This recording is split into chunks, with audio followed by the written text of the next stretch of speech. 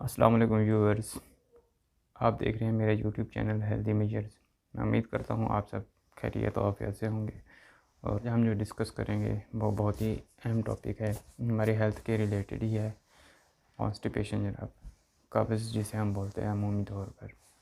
तकरीबन ज़िंदगी के किसी हिस्से में इसको जो है ना, इसका एक्सपीरियंस करता है, उसको ज़रूर होता है इसका एक्सपीरियंस। क्योंकि इंसानी हेल्थ है, कभी ना कभी हम कुछ ऐसा वैसा खा लेते हैं जिससे हमें कब्ज़ के चांसेस जो है वो बढ़ जाते हैं।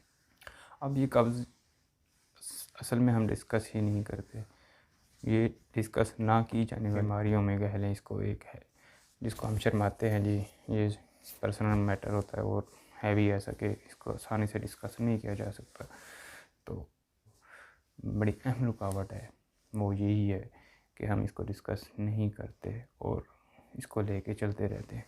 जब हम इसको लेके चलते रहेंगे और ये हमारे लाइफ के किसी पार्ट में जाके हमें बहुत ज़्यादा डिस्टर्ब कर देती है, तो इसका जो मतलब एंड पे जो इसका रिज़ल्ट है बहुत ही ख़तरनाक किस्म का और निकल सकता है। अगर हम इसको क्योर ना करें और इसको सीरियस ना लें तो ये कहीं ना कहीं जाके फिर कॉन्स्टिपेशन इतनी बढ़ जाती है कि स्टूल जो है हमारे वो पास ही नहीं होते।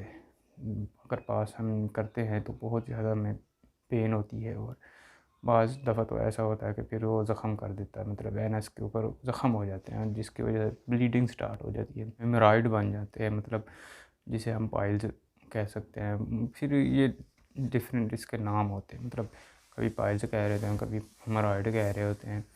तो ये जो है बेसिकली ब्लीडिंग ही होती है स्टूल के साथ जब हम करते हैं और बहुत ही ज़्यादा जो हमें पेन होती है। हमारे लाइफस्टाइल की वजह से, हमारे खाने पीने पे हम गौर ही नहीं करते हम खा क्या रहे हैं, कैसे रहे हैं। हो सकता है हमें पता ना हो, क्योंकि अवेयरनेस का भी मामला हो सकता है। हर बंदे को फूड के बारे में नहीं पता होता उसने क्या खाना क्या। मैं आपको छोटी छोटी टिप्स बताता हूँ जो होप्स हो कि बहुत फ़ायदा मंद होंगी और आपकी प्रिवेंशन के लिए, इसको रोकने के लिए मददगार साबित हो सकती है। आजकल अगर हम देखें तो हमारे इन्वायरमेंट में, हमारे खाने पीने में प्रोसेस्ड चीज़ें बहुत आगे हैं। अब प्रोसेस्ड चीज़ें क्या होती हैं? प्रोसेस्ड चीज़ें वो होती हैं जिनके अंदर रेजिडुअल मटेरियल कम होता है। जब हम खाना खाते हैं, कोई भी चीज़ खाते हैं, वो डाइजेस्ट होती है, हमारे जो जो हमारा हिस्सा होता है वो फीसिस बनने होते हैं, मतलब हमारा स्टूल बनना होता है। वो अगर उसमें रेजिडुअल मटेरियल होगा तो वो जब हमारे जीआई ट्रैक में जाएगा, मतलब वो पानी को जो है वो अब्ज़ॉर्ब करेगा।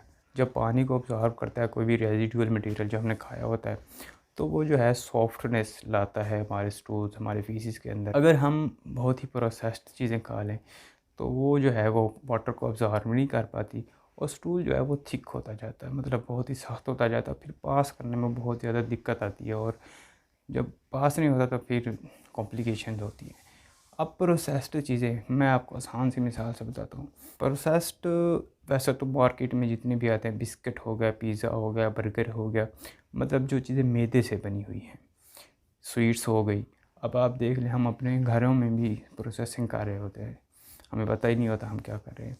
अक्सर आपने सुना होगा कि डॉक्टर हजरात कहते हैं, वो कहते हैं होल जो व्हीट है वो खाएं। होल व्हीट से क्या मुराद है? मतलब दाने जो हम पिसवाते हैं तो उसके अंदर से हम छलनी लगा के उसको छान रहे होते हैं घरों में। हम उसका जो मटेरियल है, रेजिड्यूअल जो जो ऊपर छिलका होता है दाने के ऊपर, वो हम निकाल रहे होते हैं और हम चाह रहे होते हैं जो पेरेंट्स है रोटी की वो अच्छी हो जाए और खाने में बहुत सॉफ्ट सी हो। वो हम जो निकाल रहे होते हैं उसमें बहुत ज़्यादा किस्म के विटामिन्स होते हैं, मिनरल्स होते हैं, बहुत सी चीज़ें होती हैं जो हमारी हेल्थ में, हमारी जीआईटी हेल्थ, मतलब हमारा जो भी इंटेस्टाइन है पूरा, उसकी हेल्थ के लिए वो ज़बरदस्त होता है। हमारे जीआईटी में जो बैक्टीरिया है वो एक होते हैं हेल्पफुल, एक होते हैं हार्मफुल बैक्टीरिया। जो हमारे हेल्पफुल है, जो हमारे जीआई ट्रैक में रोल प्ले करते हैं हमारे स्टूल्स बनाने में और बहुत दूसरे कामों में, वो उनकी जो है वो रेजिड्यू जब उनको नहीं मिलता, हम प्रोसेस्ड खाते हैं तो वो उनकी मकदार कम हो जाती है उन बैक्टीरिया की, जो हेल्दी बैक्टीरिया होते हैं। जब उनकी मकदार कम होगी तो ज़ाहिरी बात है जो वो हमें बेनिफिट दे रहे हैं वो नहीं देंगे। और उनमें एक ये भी है कि फिर हार्मफुल बैक्टीरिया हो गए या दूसरी चीज़ें जो हम खाते रहते हैं, उनका जो इफ़ेक्ट है जीआईटी ट्रैक पे आता है, तो टूल्स जो हैं सख्त हो जाते हैं। तो अब हमें करना क्या है? अब करना ये है कि हम जो भी चीज़ें खाते हैं उनमें ऐसा चीज़ें प्रोसेस्ड चीज़ें ना खाएं, मतलब मैदे से बनी हुई चीज़ों को अवॉइड करें अगर हमें कॉन्स्टिपेशन है तो। दूसरा जो है फ्रूट इंटेक करें हम। फ्रेश फ्रूट जो होते हैं उनमें बहुत ही ज़्यादा रेजिड्यू है, उनके जो छिलके हैं वो हमारा रेजिड्यू बनता है, मतलब वो स्टूल्स को सॉफ्ट करने के लिए बहुत ज़बरदस्त चीज़ है। सब्ज़ियाँ हो गई कच्ची कच्ची सब्ज़ियाँ खाने के और भी बहुत से फ़ायदे हैं, मिनरल्स विटामिन से रिच होती हैं। अगर हम इनको नहीं खाएंगे तो फिर यही होगा कि हमारा जो स्टूल्स है वो सही प्रॉपर से तरीके से नहीं बनेगा। जब प्रॉपर बनेगा ही नहीं, बहुत ज़्यादा थिक होगा, तो पास करने में भी बहुत ज़्यादा प्रॉब्लम आती है। उसके बाद ये देखें, हम चलते फिरते बहुत ही ज़्यादा खा पी लेते हैं। खा पी के तो हमारा लाइफस्टाइल जो है चलना बहुत कम हो गया है। खाते हैं, काम होता कोई नहीं है, सोए रहते हैं। इनएक्टिव होना भी एक कॉन्स्टिपेशन की एक वजह है।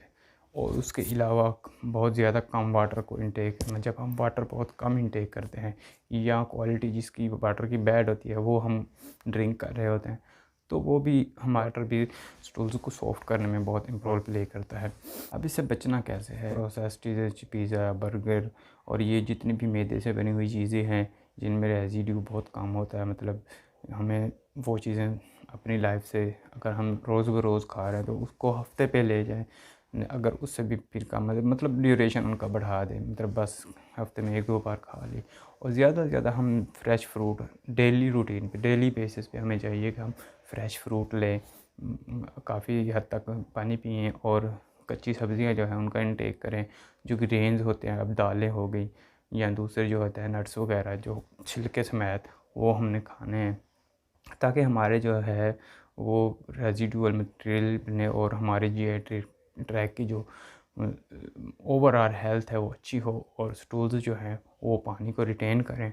जब पानी को रिटेन करेंगे तो इजीली वो हमारे पास आउट हो सकते हैं। नहीं तो फिर इसकी कॉम्प्लिकेशन तो आपको पता है, अगर इसकी ट्रीटमेंट ना करें प्रॉपर तो ये फिर पाइल्स की तरफ ले जाता है, जिसे हम बवासीर बोलते हैं। वो फिर बहुत ही ज़्यादा कॉम्प्लिकेशन हो जाती है, ब्लड लॉस होता रहता है, तो फिर बहुत ज़्यादा ऑपरेट के मतलब करवाना पड़ता है। वो इसका दूसरा हल है भी नहीं।